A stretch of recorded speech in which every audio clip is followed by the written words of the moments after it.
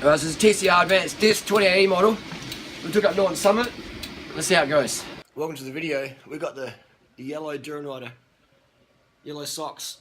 We've got the TCR Advanced Disc. I'm trying to put his jersey down.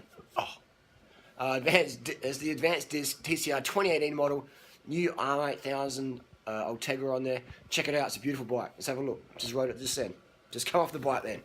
And bright and fluoro. It's got a new jersey. This is another video in itself. This is bright, man. Can't even zoom in properly. This is bright and tight. Alright, here we have the giant TCR. Got the girls, Natasha and Tori, hitting up Norton Summits. The bike we tested today was a medium large. Natasha there, she's 178 centimeters, and rides pretty much the exact same height as me, same seat height.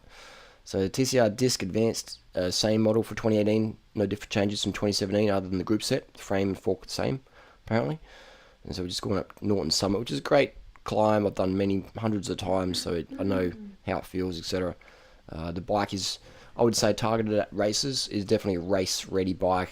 If you want a disc brake bike for racing, then I wouldn't go much past the TCR. Incredibly well-designed bike, just hard to fault for a disc brake bike.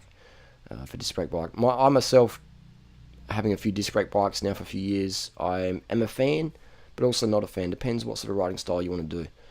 If you want every second counts, then I'd just recommend standard caliper brake.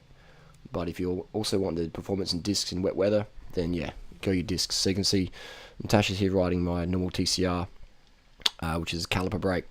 And I even just asked her, said, what do you think? You know, she's a relatively new cyclist, and she felt that the caliper brake bike just felt a little bit easier to push up the hills. So this is on the disc brake. This is me on the disc brake bike, just sort of putting in the big ring, just sort of feeling the stiffness of the frame. Very stiff bottom bracket, head tube area. There's no much deflection there. It's just everything you're putting into the pedals is going down. You definitely, I do feel that extra weight of the disc brakes, personally. That's just me. You know, some people may not. The bike tracks perfectly. This bike is definitely well designed. You know, it's very well designed. It hasn't just been a bike that just slapped discs on it. It's definitely been well designed, engineered, and it rides very well balanced, and it just accelerates. It's got that TCR snap. For me, it's not the same snap as a non-disc, because it's extra, probably, you know, half a kilo heavier or whatever.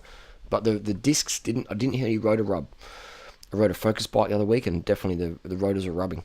So I mean, it depends on maybe who the mechanic who set it up. Who knows? But I didn't notice any rotor rub on these through axles, etc. Actually, I haven't really noticed it on any of my giant bikes. But see, the new Ultegra group set worked fantastic. The Di2 was a treat. The colour, I like the colour of this bike. I like the colours. It looks better in real life. The flat mount discs, and it's very clean looking bike. It was a little bit rattly. A couple of cables rattled, but I'm sure you could do some sort of hack and make them a bit more silent. Would I buy this bike? I personally wouldn't. If I was going to get another TCR, I would go non-disc. That's just me. That's my riding style.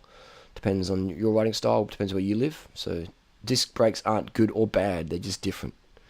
You know, it's whatever you like, whatever sort of riding style you do. So now the consumer end of the end. This is the giant TCR Advanced. It's a fantastic bike. I would say it's probably the fastest disc brake bike on the market. It's got TCR aggressiveness. You feel every bit of bump in the road. It's not a compliant bike at all. It's not a bike packing bike. I mean, you can bike pack on it, but it's definitely an EPO bike. It's a bike you want to go fucking berserk on. Stiff, just tracks. Yeah, this is a downhill bike, really.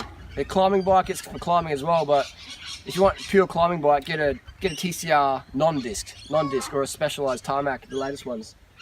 Otherwise, yeah, stick with the TCR non-disc if you want every gram, every climb, every domination. But if you want a bike for downhill, this is a fucking goer. This is a goer, definitely. Gearing feels good. The new Shimano R8000 group set works as good as the latest Dura-Ace. I can't tell the difference. Not sure why it's been extra. Maybe because you want the brand name like me. Colours, I love the colour. It's very finished very well. It looks fluoro in the camera, though it doesn't look so fluoro. Yeah, the rims feel really good. They're not comfortable rims. They're very like